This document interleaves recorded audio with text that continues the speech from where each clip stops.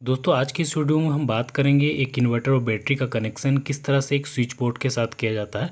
मतलब house wiring में inverter और बैटरी को हम कैसे कनेक्ट करते हैं उसके बारे में। तो यहाँ पे हम दो बोर्ड के साथ इसका कनेक्शन करके आपको बताएंगे। उससे पहले बैटरी और इन्वर्टर का कुछ बेसिक जानकारी जानना ज़रूरी होता है। जैसे कि ये बैटरी है 12 वोल्ट का और 150 AH का इसका पावर है। और इसके साथ में इन्वर्टर होता है। इन्वर्टर का जो होता है सामने की ओर देखिएगा तो main supply, charging, power button का ऑप्शन यहाँ पे देखने को मिलता है। और इसके बाइक साइड में देखिएगा मतलब पीछे की ओर तो यहाँ पे आपको 3 वायर मिलेंगे, जो कि दो होता है बैटरी से कनेक्ट करने के लिए, एक होता है मेन एसी सप्लाई से कनेक्ट करने के लिए। यहाँ पे मेंशन किया हुआ रहता है। तो इन्वर्टर का जो ब्लैक टर्मिनल है वो हमारा बैटरी के माइनस से, और जो रेड टर्मिनल है वो बैटरी के प्लस टर्मिनल से यहाँ पे लगा देना पड़ता है। उसके बाद यहाँ पे देखिए हमारा जो मेन काम होता है, ये इसका जो आउटपुट सॉकेट है, यहाँ पर जो आपको ये सॉकेट दिख रहा है 5 पिन सॉकेट, उससे होता है। तो यहाँ पे पहले हम चेक करेंगे कि यहाँ पर वोल्टेज कितना आ रहा है। इसके लिए यहाँ पे हमने लिया हुआ है मल्टीमीटर, और मल्टीमीटर को हमने रखा है एसी के रेंज में, मतलब एसी वोल्टेज के रेंज पे, जो कि 750 के आसपास के रेंज में रखा हुआ है। और यहाँ पे चेक करते हैं। अभी हमारा इन्वर्टर ऑफ है, पहले ऑफ में ही एक बार चेक कर रहे हैं। तो यहाँ पे रीडिंग देखिए 1-2 के आसपास यहाँ पे दिखा रहा है, ज़्यादा नहीं कुछ दिखा रहा है। अब यहाँ पे हम इन्वर्टर को ऑन कर लेते हैं, मतलब एसी सप्लाई से कनेक्ट कर देते हैं। तो यहाँ पे जो वोल्टेज आ रहा है ये आपको 240 242 के आसपास यहाँ पे दिखा रहा है। अब इस आउटपुट सॉकेट में हमें एक प्लग ट्यूब लगाना है, और इसी से हमें सप्लाई लेके बोर्ड में कनेक्शन करना है। जो भी हमारा घर का बोर्ड होता है उस पर कनेक्शन करना पड़ता है। तो इसके लिए देखिए हमने यहाँ पे एक प्लग ट्यूब ले लिया है, जहाँ पे अर्थिंग, न्यूट्रल और फेज का यहाँ पे पॉइंट रहता है। तो यहाँ पे हमें सिर्फ एक वायर कनेक्ट करना पड़ता है, जो कि फेज वाला हिस्सा में लगता है, मतलब लाइन वाले साइड में। तो ये प्लग ट्यूब के जो राइट वाला साइड है, दाहिना साइड है, वहाँ पे हम इस वायर को कनेक्ट कर देंगे। ऐसे यहाँ पे मेंशन किया हुआ रहता है, एल मतलब लाइन, एन मतलब न्यूट्रल, और ऊपर वाला जो पॉइंट होता है ई मतलब अर्थिंग का टर्मिनल यहाँ पे होता है। तो अभी हमने राइट साइड वाले हिस्से मतलब लाइन वाले हिस्से पे यहाँ पे एक वायर को यहाँ पे कनेक्ट कर दिया हुआ है। ये हमने अभी लिया है 1.5 mm का, 1 mm का भी ले सकते हैं, लेकिन 1.5 mm का हमने यहाँ पे लोड के आधार पे आप ले सकते हैं। अब यहाँ पे एक सवाल आता है कि न्यूट्रल का कनेक्शन हमने यहाँ पे क्यों नहीं लिया है। तो जो मेन सप्लाई का न्यूट्रल होता है और इन्वर्टर का न्यूट्रल होता है वो यहाँ पे कॉमन हो जाता है, इसलिए हमें न्यूट्रल की यहाँ पे ज़रूरत नहीं पड़ती। अब देखिए यहाँ पे हमारे पास एक बोर्ड है। अब इसमें हम सिंपल तरीके से बताएंगे कि इसका कनेक्शन आपको इन्वर्टर के साथ कैसे करना है, कि यहाँ पे सप्लाई देना है। तो यहाँ पे 4 स्विच है और एक फ़ैन रेगुलेटर है।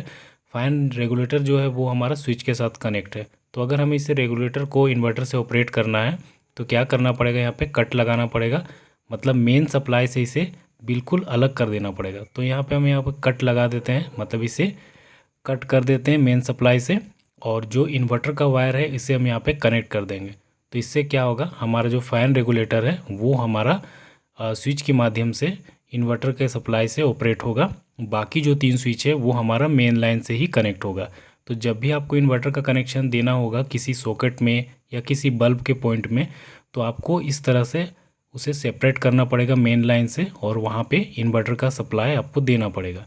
तो यहाँ पे हमें ये फ़ैन रेगुलेटर अलग करना है, इसलिए हमने स्विच के नीचे वाले टर्मिनल में इन्वर्टर का यहाँ पे कनेक्शन इस तरह से कर दिया है। ठीक है, तो जब भी आप इस तरह का काम कीजिएगा तो आपका मेन लाइन ऑफ होना चाहिए, इन्वर्टर ऑफ होना चाहिए।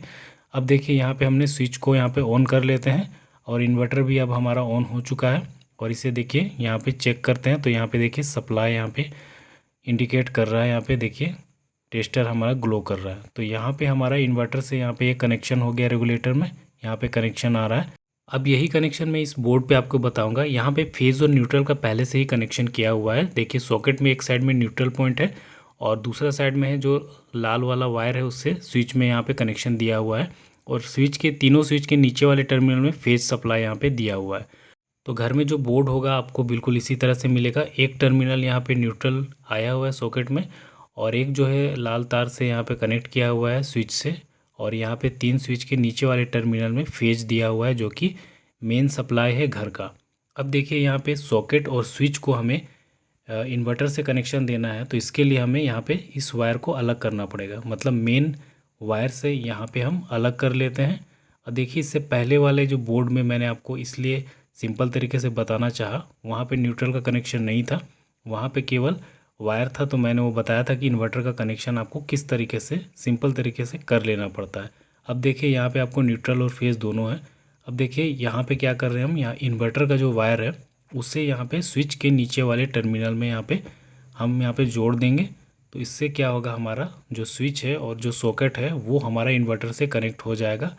और इसे हम चलिए इस तरह से पूरी तरह से पैक कर देते हैं। उसके बाद एक बार हम चेक करके देखते हैं। ये हमारा मल्टीमीटर है और मल्टीमीटर से एक बार हम इसका एसी वोल्टेज चेक करते हैं। तो यहाँ पे जो वोल्टेज दिखा रहा है ये करीब 183 182 के आसपास में यहाँ पे वोल्टेज शो हो रहा है। मतलब इन्वर्टर के जो आउटपुट सॉकेट से हमें जो वोल्टेज मिल रहा है वो हमें यहाँ पे इतना सा मिल रहा है, मतलब 180 की 182 के आसपास। अब देखिए इसे हम एक बार चेक करेंगे बल्ब लगा के कि ये हमारा बल्ब इन्वर्टर के सप्लाई से वर्क कर रहा है कि नहीं। तो यहाँ पे हमें स्विच ऑन करना है और उसके बाद यहाँ पे बल्ब को चेक करना है। तो चलिए हम करते हैं। यहाँ पे हमने स्विच ऑन किया और ये देखिए हमारा यहाँ पे बल्ब बिल्कुल ग्लो हो रहा है। तो जब भी आप इन्वर्टर का वायरिंग कीजिएगा तो बिल्कुल इसी तरीके से आपको करना पड़ेगा। काफ़ी आसान तरीका है। और आपको मेरा वीडियो कैसा लगता है बताइएगा। हम मिलेंगे नेक्स्ट वीडियो में। वीडियो देखने के लिए थैंक यू।